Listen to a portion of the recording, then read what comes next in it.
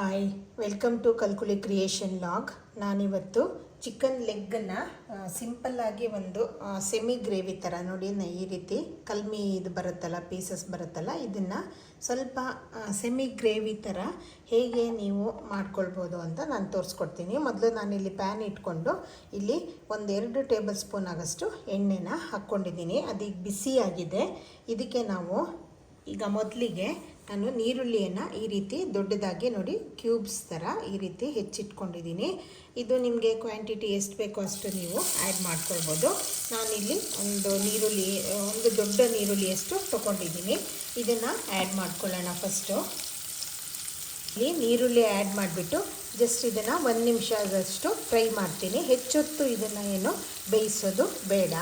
ಈರುಳ್ಳಿ ಸ್ವಲ್ಪ ರೋಸ್ಟ್ ಆದ ತಕ್ಷಣ ನಾನು ಸೇಮ್ ಅದೇ ರೀತಿ ಕಟ್ ಮಾಡ್ಕೊಂಡಿರೋ ಕ್ಯಾಪ್ಸಿಕಮ್ಮನ್ನು ನಾನು ಈ ರೀತಿ ದೊಡ್ಡದಾಗಿ ಚೂರು ಮಾಡ್ಕೊಂಡಿದ್ದೀನಿ. ಇದನ್ನು ಆ್ಯಡ್ ಮಾಡ್ಕೊಳ್ತಾ ಇದ್ದೀನಿ. ಇದನ್ನು ನಾವು ಜಸ್ಟು ಸ್ವಲ್ಪ ಕ್ರಿಸ್ಪಿಯಾಗಿ ಬರೋ ಹಾಗೆ ನಾವು ಇದನ್ನು ಫ್ರೈ ಮಾಡ್ಕೊಳ್ಬೇಕು. ಓವರ್ ಕುಕ್ ಮಾಡೋದು ಬೇಡ. ಇವಾಗ ಕ್ಯಾಪ್ಸಿಕಮ್ ಹಾಕಿ ಇದನ್ನು ಸ್ವಲ್ಪ ಫ್ರೈ ಆದ ತಕ್ಷಣ ನಾನಿಲ್ಲಿ ಒಂದು ಚಿಕ್ಕ ಟೀ ಸ್ಪೂನ್ ಆಗೋಷ್ಟು ಬೆಳ್ಳುಳ್ಳಿ ಪೇಸ್ಟನ್ನು ಆ್ಯಡ್ ಮಾಡ್ತಾ ಇದ್ದೀನಿ. ನಂತರ ಒಂದು ಹಾಫ್ ಟೀ ಸ್ಪೂನ್ ಆಗೋಷ್ಟು ನಾನು ಶುಂಠಿ ಪೇಸ್ಟನ್ನು ಸಹ ಆ್ಯಡ್ ಮಾಡ್ತಾ ಇದ್ದೀನಿ.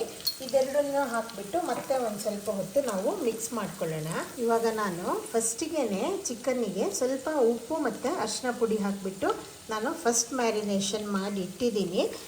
ಹಾಗಾಗಿ ನಾನು ಇಲ್ಲಿ ಮತ್ತೆ ಒಂದು 1/4 ಟೀ ಸ್ಪೂನ್ ಆಗೋಷ್ಟು ಅರಿಶಿನ ಪುಡಿನ ಇದಕ್ಕೆ ಆ್ಯಡ್ ಮಾಡ್ಕೊಳ್ತೀನಿ. ನಂತರ ಇದಕ್ಕೆ ಸ್ವಲ್ಪ ಇನ್ನೊಂದು ಹಾಫ್ ಟೀ ಸ್ಪೂನ್ ಆಗೋಷ್ಟು ಉಪ್ಪನ್ನು ಆ್ಯಡ್ ಮಾಡ್ಕೊಳ್ತೀನಿ.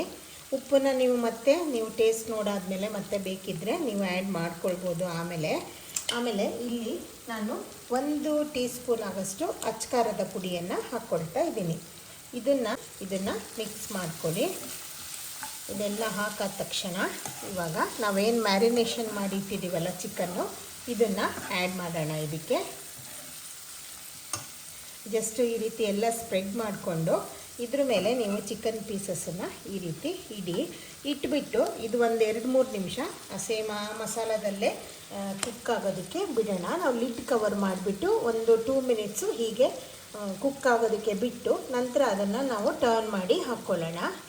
ಇವಾಗ ಇದು ನೀವು ಲಿಡ್ ಕವರ್ ಮಾಡೋದಕ್ಕೆ ಮುಂಚೆ ಇದು ಫ್ಲೇಮನ್ನು ನೀವು ಮೀಡಿಯಮ್ ಟು ಲೋ ಅಲ್ಲಿ ಇಟ್ಕೊಳ್ಬೋದು. ಯಾಕಂದರೆ ನಾವಿಲ್ಲಿ ನೀರೇನು ಹಾಕದೇ ಇರೋದ್ರಿಂದ ನೀವು ಹೈ ಫ್ಲೇಮಲ್ಲಿ ಇಟ್ಟರೆ ಅದು ಬರ್ನ್ ಆಗೋ ಚಾನ್ಸಸ್ ಇರುತ್ತೆ. ಅದಕ್ಕೇ ನೀವು ಮೀಡಿಯಮ್ ಟು ಲೋ ಅಲ್ಲಿ ಇಟ್ಕೊಂಡು ನೀವು ಇದನ್ನು ಲಿಡ್ ಕವರ್ ಮಾಡಿಬಿಟ್ಟು ಒಂದು 2-3 ಮಿನಿಟ್ಸು ಕುಕ್ ಆಗೋದಕ್ಕೆ ಬಿಟ್ಬಿಡಬೇಕು. ಇವಾಗ ಇದೊಂದು 2-3 ಮಿನಿಟ್ಸ್ ಆಗಿದೆ ಅಲ್ಲ, ಇದನ್ನು ಈ ರೀತಿ ಟರ್ನ್ ಮಾಡಿ ಇನ್ನೊಂದು ಸೈಡು ಕುಕ್ ಆಗೋದಕ್ಕೆ ಬಿಡೋಣ. ನಾವಿವಾಗ ನೋಡಿ, ಇವಾಗ ಈ ಮಸಾಲನೆಲ್ಲ ಇದ್ರ ಮೇಲೆ ಕೋಟಿಂಗ್ ಬರೋ ರೀತಿ ಇದನ್ನು ಕವರ್ ಮಾಡಿಬಿಡಿ. ಇದಕ್ಕೆ ಸ್ವಲ್ಪ ನೀವು ಒಂಚೂರು ಆಯಿಲ್ ಜಾಸ್ತಿ ಹಾಕ್ಕೊಂಡ್ರೆ ನೀರೇನು ಹಾಕೋದು ಬೇಕಾಗಲ್ಲ. ಇದಕ್ಕೊಂದು ಜಸ್ಟ್ ಒಂದು 2-3 ಟೇಬಲ್ ಸ್ಪೂನಷ್ಟು ನೀವು ಆಯಿಲ್ ಹಾಕ್ಕೊಂಡ್ರೆ ಸಾಕಾಗುತ್ತೆ. ಇವಾಗ ನಾವು ಮತ್ತೆ ಲಿಡ್ ಕವರ್ ಮಾಡಿಬಿಟ್ಟು ಇನ್ನೊಂದು ಸೈಡು ಕುಕ್ ಆಗೋದಕ್ಕೆ ಬಿಡೋಣ. ಇದಕ್ಕೆ ನೀವು ಬೇಕು ಅಂದರೆ ಯಾವುದಾದ್ರೂ ಚಿಕನ್ ಮಸಾಲಾನ ಆ್ಯಡ್ ಮಾಡ್ಕೊಳ್ಬೋದು. ಆದರೆ ನಾನು ಇವಾಗ ಆ್ಯಡ್ ಮಾಡ್ತಾಯಿಲ್ಲ. ಇದನ್ನೊಂದು 2 ಮಿನಿಟ್ಸ್ ಕುಕ್ ಆದಮೇಲೆ ನಾನು ಲಾಸ್ಟಲ್ಲಿ ಆ್ಯಡ್ ಮಾಡ್ತಾಯಿದ್ದೀನಿ. ಇವಾಗ ಇದು ನೋಡಿ 2-3 ಮಿನಿಟ್ಸ್ ಆಗಿದೆ. 2 ಸೈಡು ನಾನು ಟರ್ನ್ ಮಾಡಿ ಈ ರೀತಿ ಕುಕ್ ಮಾಡಿದ್ದೀನಿ. ಇವಾಗ ನೀವು ಬೇಕಿದ್ದರೆ ಉಪ್ಪು ಮತ್ತು ಖಾರನ ನೀವು ಟೇಸ್ಟ್ ನೋಡಿಕೊಂಡು ಆ್ಯಡ್ ಮಾಡ್ಕೊಳ್ಬೋದು. ಹಾಗೆ ಬೇಕು ಅಂದರೆ ನೀವು ಯಾವುದಾದ್ರೂ ಚಿಕನ್ ಮಸಾಲನೂ ಸಹ ಆ್ಯಡ್ ಮಾಡ್ಕೊಳ್ಬೋದು. ನಾನಿಲ್ಲಿ ಒಂದು 2 ಟೀ ಸ್ಪೂನ್ ಆಗೋಷ್ಟು ಚಿಕನ್ ಮಸಾಲಾನ ಆ್ಯಡ್ ಮಾಡ್ತೀನಿ.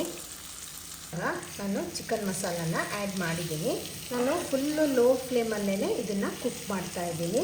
ಇವಾಗ ಇದು ಆಲ್ಮೋಸ್ಟ್ ಆಲ್ ಆಗ್ತಾ ಬಂದಿದೆ. ಇದು ನಾನು ಟೆಂಡರ್ ಚಿಕನ್ ತೊಗೊಂಡಿರೋದ್ರಿಂದ ಇದೊಂದು 10-15 ಮಿನಿಟ್ಸು ಅಷ್ಟರೊಳಗೆ 10 ಮಿನಿಟ್ಸ್ ಒಳಗೇ ಕುಕ್ ಆಗಿ ಹೋಗುತ್ತೆ.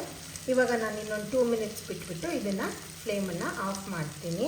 ಇದನ್ನು ಕ್ವಿಕ್ಕಾಗಿ ತುಂಬ ಟೇಸ್ಟಿಯಾಗಿ ಮಾಡ್ಕೊಳ್ಬೋದು. ಇದು ನೀವು ಜಸ್ಟ್ ಅನ್ನದ ಜೊತೆಗೂ ಆಗುತ್ತೆ, ಇಲ್ಲಾಂದರೆ ಚಪಾತಿ ಅಥವಾ ರೊಟ್ಟಿ, ಅಕ್ಕಿ ರೊಟ್ಟಿ ಯಾವುದ್ರ ಜೊತೆಗಾದರೂ ನೀವು ಇದನ್ನು ಯೂಸ್ ಮಾಡ್ಬೋದು. ಇವಾಗ ಇದು ಆಲ್ಮೋಸ್ಟ್ ಎಲ್ಲ ಕ್ಲೀನಾಗಿ ಕುಕ್ ಆಗಿದೆ. ಈಗ ನೀವು ಇದನ್ನು ಸ್ಟಾರ್ಟರ್ ಆಗೂ ಯೂಸ್ ಮಾಡ್ಬೋದು. ಇದು ತುಂಬ ಕ್ವಿಕ್ಕಾಗಿ ಈಸಿಯಾಗಿ ಮಾಡ್ಕೊಳ್ಬೋದು. ಹಾಗೆ ಕಡಿಮೆ ಇಂಗ್ರೀಡಿಯೆಂಟ್ಸು ಹಿಡಿಯುತ್ತೆ. ಹಾಗೆ ನಾನು ಹಾಕುವಂಥ ಎಲ್ಲ ರೆಸಿಪಿಗಳು ನಿಮಗೆ ಇಷ್ಟ ಆಗುತ್ತೆ ಅಂತ ಭಾವಿಸ್ತೀನಿ. ನನ್ನ ಕಲ್ಕುಳಿ ಕ್ರಿಯೇಷನ್ ವ್ಲಾಗ್ ಚಾನಲ್ ಏನಿದೆ ಇದನ್ನು ಸಬ್ಸ್ಕ್ರೈಬ್ ಮಾಡ್ಕೊಳ್ಳಿ, ಲೈಕ್, ಶೇರ್ ಆ್ಯಂಡ್ ಕಮೆಂಟ್ ಮಾಡಿ. ನೀವು ಬೆಲ್ ಐಕಾನ್ ಪ್ರೆಸ್ ಮಾಡೋದ್ರಿಂದ ನಾನು ಹಾಕುವ ಎಲ್ಲ ರೆಸಿಪಿಗಳ ನೋಟಿಫಿಕೇಷನ್ನು ನಿಮಗೆ ಸಿಗುತ್ತೆ.